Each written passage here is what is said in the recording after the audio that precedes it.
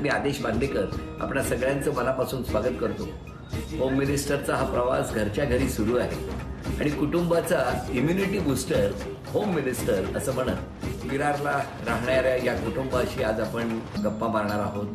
हर्षा नवीनचंद्र शिंपी हे सासरचं नाव असलेल्या माऊलीचं माहेरचं नाव हर्षा मधुकर चव्हाण. मी इकडनं लगेच लक्ष्मी पाठवतो, थांबा तांबणामध्ये. हे बघा पाठवली. हो आली.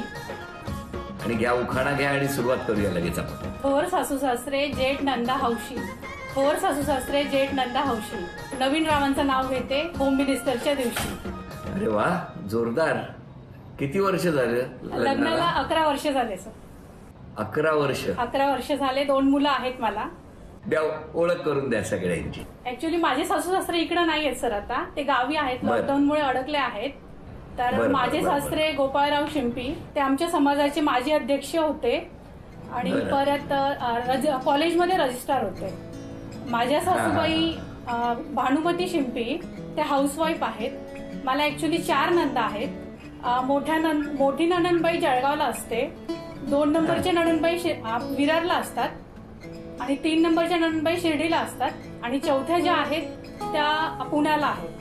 त्यापैकी इथं ज्या आहेत त्या मोठ्या नणंदबाई आहेत. डॉक्टर अर्चना सावळे. नंतर त्यांचे जे मिस्टर आहेत म्हणजे नंदे भाऊ डॉक्टर अंजन सावळे, ते कन्सल्टंट आहेत. आणि जे त्याच्या बाजूला बसले आहेत ते माझे जेठ आहेत सोहन शिंपी, ते पण कन्सल्टंट आहेत. आणि त्यांच्या बाजूला जे बसले आहेत जेठाणे आहेत जयमाला शिंपी. नमस्कार. त्या हाऊसवाईफ आहेत आणि प्लस ट्युशन क्लासेस घेतात. आणि त्यांच्या माझ्या बाजूला बसलेत ते माझे मिस्टर डॉक्टर नवीनचंद्र शिंपी. ते मुंबई युनिव्हर्सिटी प्रोफेसर आहेत केमिस्ट्री डिपार्टमेंटला. आणि तिकडे माहेरी कोण बसलं? माहेरी जे समोर बसलेत ते माझे वडील आहेत. नमस्कार. मधुकर उखरडू चव्हाण. ते मुख्याध्यापक होते, आता रिटायर झालेत. त्यांच्या बाजूला बसली माझी मम्मी आहे, ती हाऊसवाईफ आहे. त्यांच्या बाजूला जो बसलाय तो माझा भाऊ आहे डॉक्टर सागर मधुकर चव्हाण. आणि त्याच्या बाजूला जी बसली ती माझी वहिनी आहे मनीषा सागर चव्हाण. नमस्कार. हाऊसवाईफ आहे. मग तुमचं सगळं बालपण वहिनी इथेच गेलं? नाही, मी ऍक्च्युली अंमळनेरची आहे जळगाव जिल्ह्यात. तर आमचं बालपण तिकडचं आहे. आता सध्या राहायला तुम्ही विरारमध्ये? हो, सध्या मुंबई युनिव्हर्सिटीत मिस्टर असल्यामुळे आम्ही 7 वर्षापासून विरारला आलोय. मग तुम्ही काय करता सध्या? मी ट्युशन क्लासेस घेते सर. पण घरी जेव्हा दोघेही असतात तेव्हा कोण कोणाला जास्त बोलतं म्हणजे शिकवतं? ऍक्च्युली टीचर आहेत तर मिस्टर तर ते शिकवणार ना सर. हो का? पण कसं तुमचं बालपण कसं गेलं? बालपण छान गेलं, पण जो भाऊ आहे तो खूप खोडकर होता. म्हणजे तो ऍक्च्युली माझ्यापेक्षा 2-2.5 वर्षाचाच लहान आहे. पण तो कसा कंटिन्यू अभ्यास वगैरे नाही करायचा आणि मला जी सवय होती ती मी कंटिन्यू अभ्यास करायची. आणि घरात मोठी असल्यामुळे तर मी आई वडिलांची खूप लाडकी होती ऍज कम्पेअर टू त्याच्यापेक्षा. तर तो अभ्यास नाही करायचा. तो फक्त एक्झाम आली तर अभ्यास करायचा आणि मी कंटिन्यू अभ्यास करत राहायचे. तर मला जरा थोडी जेलसी फील व्हायची की अरे हा अभ्यास नाही करत. पण मग रिझल्ट यायचा तेव्हा कोणाला जास्त मार्क मिळाले? रिझल्ट दोघींना असायचे, चांगले असं नाही. रिझल्ट म्हणजे तो एक पाठी म्हणतात ना त्या प्रकारे तो लवकर त्याचं कॅचअप लवकर व्हायचं आणि मला वेळ लागायचा. भाऊ नमस्कार. दादा नमस्कार सर. बघा मगाचपासून ताईने डायरेक्ट तक्रारच सुरू केली आहे. आता तुमचं काय म्हणणं आहे ताईबद्दल? कसा होता स्वभाव? सर ऍक्च्युली तसं पाहिलं तर आम्ही काय 2च भावंड, त्यामुळे आमचं बाळपण दोघांमध्ये मस्त रमून गेलेलं. मी ताईहून फक्त 2 वर्ष लहान, मग त्याच्यामुळे सोबत शाळेत जाणं, अभ्यास करणं किंवा काही खेळणे वगैरे ते आम्ही सोबतच करायचो. पण मी जास्त अभ्यास नाही करायचो, मग कुठं खेळायला गेलो का लगेच ती माझं नाव पप्पांना सांगायची. पप्पांना सांगायचं, पप्पा मग मारायचे. मग तिला उलट मजा वाटायची की हा असंच पाहिजे तुला, की कसं काय तुला मी मार खाऊ घातला. पण मग मी रडायला लागलो का मग परत काहीच माझ्याकडे यायची आणि सांगायची की नाही, मला समजून सांगायची की तू असं नाही, तू अभ्यास केला तर तूच पहिला येशील वगैरे. त्यामुळे पण मग मी तसं त्यावेळेस तर नाही वाटलं काही. पण नंतर मग आता तिचं जसं आपण म्हणतो ना की तुझं माझे जमेना, तुझ्या वाचून करते ना, त्या पद्धतीत. बाबांना विचारतो, काय हो बाबा काय सांगणार तुमच्या दोन्ही मुलांबद्दल? दोघी मुलांबद्दल मुलगी सुरुवातीपासून शांत स्वभावाची होती माझ्यासारखी तिला जास्त अभ्यास करावा लागत. मुलगा तसा न होता, बाहेर खेळायचा. तिने सांगितलं मग आता शिक्षकी पेशा आपला. मग सुरुवातीपासून मग मारपीट इतका मारायचं की शेवटी तीच मला सांगायची, पप्पा मारू नका. बाई पण सांगायची मारू नका. पण मग तेव्हा आईचं काय चालायचं? आई काय करायची? आई दोघी मुलांना चांगलं व्यवस्थित शिक्षण द्यायची ना.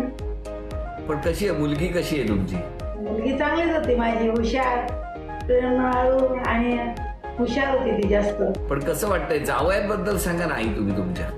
जावई माझे पण हुशार आहेत, प्रेमळू आहेत. जसे ते आई वडिलांसारखे आम्हाला आम्ही मुलांसारखेच त्यांना हे करतो, ते पण आई वडिलांसारखेच आम्हाला प्रेम वगैरे करतात, लक्ष देतात, काळजी घेतात बुवा आमची वाली पण. ते पण मी आता दादाला विचारतो. दादा म्हणजे वहिनींना नंतर बोलतं करतो, पण दादा मला तुम्ही सांगा, अशी ही सगळी लहानपणी तुमच्याशी तुमचं नाव सांगणारी, तुम्हाला सतत चिडचिड करणारी, परत नंतर थोडीशी बाजू घेणारी तुमची, अशी ही ताई जेव्हा लग्न होऊन निघाली तेव्हा काय झालं होतं तुमच्याकडे माहेरी? सर, ज्यावेळेस तिचं लग्न ठरलं त्यावेळेस मी उलट म्हणाली, जा आता तू माझं एकदाच, म्हणजे मला आता ना चिडवणार राहील, तू जा तुझ्या घरी आता. मला उलट मजा वाटायची की नाही आता इथं लग्न होऊन जाईल, मी एकटा राहील, एकटा खेळेल. पण तसं नव्हतं, उलटच झालं. लग्न झालं आणि ती जशी गेली तर उलट तिची आठवण यावी लागली. आणि आपण का भांडायचो, काय एवढं हे करायचं, तिच्याशी ते आठवण पूर्ण राहील, आठवणच सोबत राहिली होती. मग खूप मिस केलं ताईला? मिस तर भरपूर केलं, अजून पण करतो सर. तुमच्या जिजाजींबद्दल सांगा आम्हाला. सर, जिजू पण मला लहान भावाप्रमाणे पूर्ण गायडन्स वगैरे करतात, पूर्ण प्रेरणा देतात मला. आणि आज सर माझं जे PhD झालंय त्या PhD ला सुद्धा त्यांनीच मला गायडन्स करून इथपर्यंत सांगितलं की नाही तू पुढं शिक. आणि आज मी सर PhD केलंय ऍग्रिकल्चर मध्ये. ते बरं, तुमच्या सौभाग्यवती आहेत ना त्या बसलेल्या बहिणी, त्यांचं काय म्हणणं आहे नणंदबाईंबद्दल? काही या माझ्या मोठ्या बहिणी सारख्या आहेत. काही पण अडचण आली तर त्या आम्हाला समजावून आणि व्यवस्थित सांगतात. त्यांना राग वगैरे कधीच येत नाही. आता मी विरारला जाऊन आमच्या हर्षा बहिणींना विचारतो की काय हो, इतकं सगळे माहेरची मंडळी आता अमळनेर मधून तुमच्याबद्दल इतकं छान बोलतायत, कसं वाटतंय वहिनी? सर, आठवण तर कायम येत असते माहेरची, पण जेवढं माहेर महत्वाचं आहे तेवढं सासर पण महत्वाचं आहे. त्यामुळे दोघी साईडला सांभाळावं लागतं, माहेरला पण आणि सासरला पण. आणि सध्या लॉकडाऊन असल्यामुळे माहेरी भेटू नाही शकत, मग असंच फोनवर बोलणं होतं. बरं, आता ना या टप्प्यावर गप्पा सुरू असताना भाऊ, त्याच्यासाठी एक मी आव्हान देतो. आणि मला बघायचं आहे की दादा आपल्या बहिणीला आज सोन्याची नथ मिळवून देणार का? अगदी सोपा खेळ आहे, सोपा विषय आहे. एक नातं दादानी आता सांगायचंय अचूक आणि बक्षीस मिळवायचंय. आणि ते नातं असं आहे, ताईच्या नवऱ्याच्या पुतण्याची आत्या. ही ताईची कोण? बघा, ताईच्या नवऱ्याच्या पुतण्याची आत्या, नणंद, ताईची नणंद. ताईची नणंद. अभिनंदन. आणि दादानी सोन्याची नथ झी मराठी कडून वहिनींना मिळवून दिलेली आहे, आपल्या बहिणीला मिळवून दिलेली आहे. वहिनी, तुमचं मनापासून अभिनंदन. तुमचं बालपण कुठलं? ऍक्च्युली आम्ही तळोदा येथे माझा जन्म झालेला आहे, नंदुरबार डिस्ट्रिक्ट. पण सगळं नंदुरबार मध्येच ना? हा, नंदुरबार मध्ये. म्हणजे आमचं सगळे भावंडांचं बालपण जे आहे ते तळोदा, नंदुरबार डिस्ट्रिक्ट तळोदा येथे झालेलं आहे. पण मग तुम्ही डायरेक्ट मुंबईला कधी आले? मुंबईला ऍक्च्युली मी माझे जे शिक्षण जे झालं आहे ते जळगाव विद्यापीठात, जळगावला प्रॉपर झालेलं आहे. MSc आणि PhD माझ्या जळगाव विद्यापीठात झालं. त्यानंतर 2012ला विद्यापीठाची ऍड आली होती मुंबई विद्यापीठाची, त्यावेळेस मी अप्लाय केलं होतं. आणि 2014ला त्याच्या इंटरव्ह्यू झाला आणि माझं सिलेक्शन झालं. त्यानंतर मी 22 एप्रिल 2014 पासून मुंबई विद्यापीठात सहयोगी प्राध्यापक, असोसिएट प्रोफेसर म्हणून आणि आता प्राध्यापक म्हणून काम करतोय. पण मग अमळनेरला कसे काय गेले? अमळनेरला ऍक्च्युली जळगावला असताना तिच्या मामांकडनं आमंत्रण आलं होतं की त्यांची भाची आहे, तर जसा वेळ मिळेल तसं पाहायला तुम्ही अमळनेरला जा. वहिनी, तो क्षण आठवतोय का तुम्हाला जेव्हा हे बघायला आले? हो, आठवतोय. काय झालं होतं? काय नाही, त्यांना मी बघितलं पण नव्हतं तेव्हा. मला म्हणजे ऍक्च्युली मला लग्न नव्हतं करायचं लवकर. माझं BSc सेकंड इयरला होती मी तेव्हा. आणि घरच्यांनी सांगितलं की नाही म्हणे की असं नसतं 7, आता हे पहिलेच मला बघायला आलेले की 7-8 लोक बघायला येतात, नंतर मग लग्न ठरत 2-3 वर्ष लागतात, तू फक्त तुझं एज्युकेशन कम्प्लीट होईल, तू फक्त जा. म्हणून मी अशीच गेलेली त्यांच्यासोबत. आणि मग नंतर दाखवणं वगैरे झालं, चहा पोहे वगैरे झाले, ते गेले लगेच रिटर्न. मग त्यांना आवडलं असेल तर त्यांनी लगेच 3 मेला ते जळगावला त्यांनी मला लगेच माझ्या वडिलांना कॉल आलेला, त्यांना सांगितलं की तुम्ही 2घी जण या तिकडं. म्हणजे ठरलं, मग प्रोग्राम ठरला. मग नंतर हे सगळे 4 नंदा, नंदे भाऊ, भाचे भाची, जेठ जेठानी सगळे आलेले आहेत मामांकडेच. आणि तिथं पण चहा पोह्यांचाच प्रोग्राम झालेला आणि तिथं आमचं बोलणं झालं. ऍक्च्युली मला 2 प्रॉब्लेम होते. मी दोघांनी सांगितलं की म्हणजे माझ्या 2 अटी होत्या की माझं एज्युकेशन कम्प्लीट व्हायला पाहिजे तरच मी लग्न करेल, आणि सेकंड म्हणजे माझी हाईट 5.6 आहे, तर ऍटलिस्ट माझ्यापेक्षा 1 इंच तरी हायटेड मुलगा मला हवा आहे. तर मी त्यांची हाईट पण तेव्हा आम्ही म्हणजे मोजून बघितली की बरोबर आहे की नाही.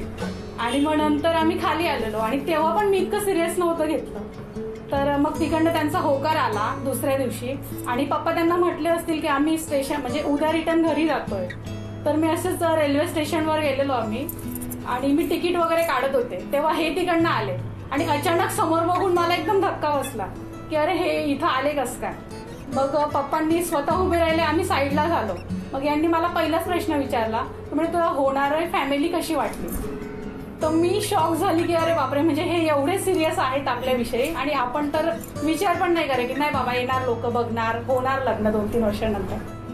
मग मी घरी गेली आणि पप्पांनी त्यांना सगळ्यांना सांगितलं की बाबा ते एवढा विचार करतात. मग त्यांचा लगेच होकार झाला आणि मग मी पण की एवढी एज्युकेटेड फॅमिली आहे तर मग नकार कसं काय देणार. मग मी हो म्हटले आणि लगेच 23 मेला आमचा रुपया नारळ झाला आणि 26 जूनला लग्न साखरपुडा झाला.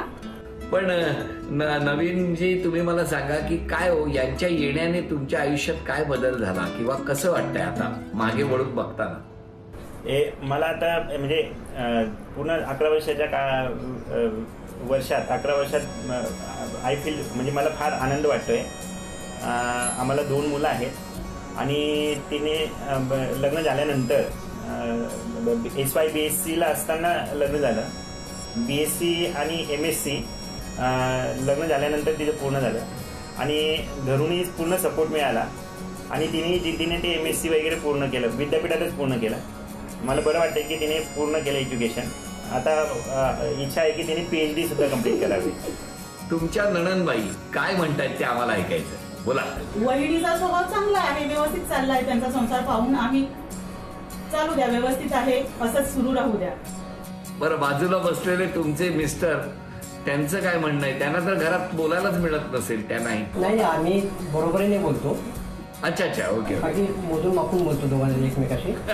50% बोलायचं, 50% बोलणार, कारण शेवटी अर्धांगिनी येते माझी. या दोघांबद्दल सांगा, नवीनजी आणि हर्षा वहिनींबद्दल. नवीन बद्दल खरं सांगायचं की पॉलिश सांगायचं. आज खरंच बोलायचंय. खरं बोलायचं म्हटलं तर नवीन लग्नानंतर बिघडला. म्हणजे काय झालं. मॅच्युअर झाला. आता मॅच्युअर झाला, मोठ्या वर्षात मॅच्युअर झाला. मला फॅमिलीबद्दल सांगायचं आहे. आमच्या घरात मी आतापर्यंत जे बघितलं की कुठले पण फंक्शन हो असो, आमच्या घरातले दुःखाचे असो सुखाचे असो, आम्ही सगळेजण मोठ्यापासून लहानापर्यंत सगळेजण प्रेमाने आणि काहीच इगो न ठेवता सगळे एकत्रपणे पार पाडतो. बरं, आता ना तुमच्याबद्दल तुमचे सासरे बुवा काय म्हणतायत आणि सासूबाई काय म्हणतायत ते आता आपण टीव्हीवरती बघणार आहोत. माझे सुपुत्र उच्च विद्याभूषित असून डॉक्टर नवीनचंद्र पॉलिमर केमिस्ट्रीचा PhD आहे. तो मुंबई विद्यापीठात गेल्या 7 वर्षापासून प्रोफेसर म्हणून सेवारत आहे. माझी स्नुषा ही सुद्धा MSc असून ती देखील आपापल्या कार्यात घरगुती कामात तज्ज्ञ असून तिला अवांतर विषयाची जास्त उडी आहे. त्या सुना व्यवस्थित आहेत, आमच्या दोघांची काळजी व्यवस्थित घेतात. दोघंही सुशिक्षित आहेत. नातवंड पण माझे हुशार आहेत. आम्हाला कोणत्या गोष्टीची चिंता नाही. आणि मी तुम्हाला दोघांनाही आई बाबा नमस्कार करतो. असेच आनंदात राहा. पण वहिनी, आज मला विचारायचं, इतक्या उत्तम कुटुंबामध्ये तुम्ही आलात, आज ह्या सगळ्या गोष्टी आठवत असताना क्षमा मागायची असेल तर कोणाची मागा? सर, मी क्षमा मागायची असेल तर माझ्या सासरीकडे पण आणि माहेरच्यांकडे पण, कारण की अनावधानाने माझ्याकडून कोणाला काही दुखवलं गेलं असेल तर मी त्यांची क्षमा मागेन. आणि नवीन चंद्रजी, तुम्ही आज क्षमा मागायची असेल तर कोणाची मागा? मी सर्वांची मागेल, कारण की माझे टीचिंग फील्ड प्लस रिसर्च यामुळे मी घरी पण वेळ देऊ शकत नाही आणि माझ्या नातेवाईकांना सुद्धा वेळ देऊ शकत नाही. त्याबद्दल मी दिलगिरी व्यक्त करतो. पण आता एक छोटंसं आव्हान आहे या टप्प्यावरती. नवीन चंद्रजी, तुम्हाला मी 5 प्रश्न विचारणार आणि 5 प्रश्नांपैकी 3 प्रश्नांची उत्तरं आली तर या माऊलीला आज तुम्ही तन्मणी बक्षीस म्हणून मिळवून देणार आहात. आणि त्यातला माझा पहिला प्रश्न आहे, वहिनींच्या म्हणजे हर्षा वहिनींच्या शाळेचा युनिफॉर्मचा रंग काय होता? कदाचित पांढरा शर्ट आणि ब्ल्यू स्कर्ट असायला पाहिजे. अभिनंदन. अभिनंदन. पहिल्या प्रश्नाचं उत्तर बरोबर आलेलं आहे. नवीनजी, तुमच्यासाठी दुसरा प्रश्न आहे. वहिनींचे आवडते शिक्षक, त्यांचं नाव सांगा. पाटील सर. काय हो वहिनी? हो, भाऊराव पाटील सर. पाटील सर असं सांगितलं, त्यामुळे दुसराही प्रश्नाचं उत्तर बरोबर आलं. अभिनंदन. आणि आता तिसरा प्रश्न तुम्हाला विचारतो. PV सिंधू हे नाव कुठल्या खेळाशी संबंधित आहे? बॅडमिंटन. अभिनंदन. हा तर तुमच्यासाठी खूप सोपा प्रश्न होता. 5 प्रश्नांपैकी 3 प्रश्न विचारले, 3ही प्रश्नांची उत्तरं आली, त्यामुळे बक्षीस तर मिळालंय. पण आणखी 2 प्रश्न आहेत. तानाजी द वॉरियर या चित्रपटामध्ये तानाजीची भूमिका कुणी साकारली आहे? अजय देवगण. 5वा प्रश्न हे कोडं आहे आणि कोडं असं आहे तुम्हाला, प्रकाशात कधीच साथ सोडत नाही पण अंधार झाला की गायब होते. कोण? सावली. अभिनंदन. झी मराठीकडून वहिनी तुम्हाला आता नवीन चंद्रजींनी मिळवून दिलेला आहे तन्मणी. तुमचं अभिनंदन. आणि हा तन्मणी तुम्हाला लॉकडाऊन नंतर घरपोच करण्यात येणार आहे. आता तो क्षण आलाय, तुम्हालाच पैठणी मिळवून देण्याचा मान कोण पटकावणार ते बघायचंय. एकीकडे भाऊ सज्जे आहे अंमळनेरमध्ये, तर इकडे विरारमध्ये आता नवीन चंद्रजी इथे तयार आहेत. खेळ सोपा आहे. स्क्रीनवरती आता काही अक्षरं दिसतील, त्या अक्षरांमध्ये वस्तूंची नावं दडलेली आहेत.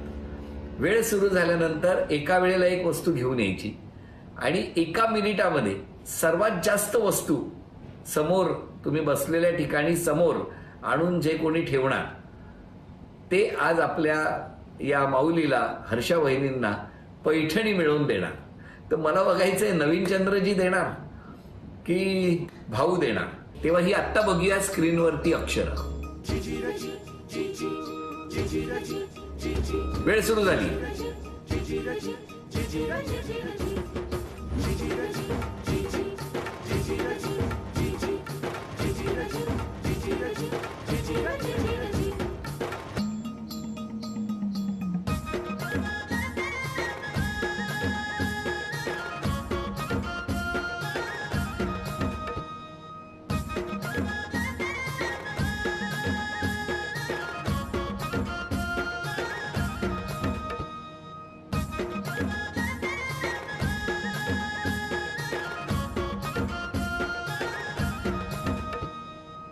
तीन, 2, 1. वेळ संपली. आता आधी मी अंमळनेरला जाऊन दादांना विचारतो कुठल्या कुठल्या वस्तू आणल्यात सांगा. लसूण 1, ताटली 2, अंगठी 3,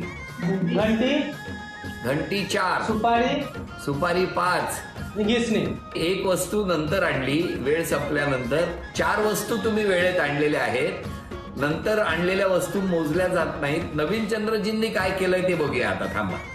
घंटी आणली आहे. 1, लवंग 2, नंतर कोकम पण होतं का? 3, बर. त्यानंतर अंगठी 4, डाळ 5, नंतर किसणी 6 आणि ताट. एकीकडे 7 आणि एकीकडे दादानी थोडीशी वेग कमी, स्पीड जरा कमी होता दादांचा, पण दादा काळजी करू नका, ताईला तुमच्या पैठणी मिळाली आणि ती आज जिजाजींनी मिळवून दिलेली आहे, तेव्हा जिजाजी तुमचं अभिनंदन.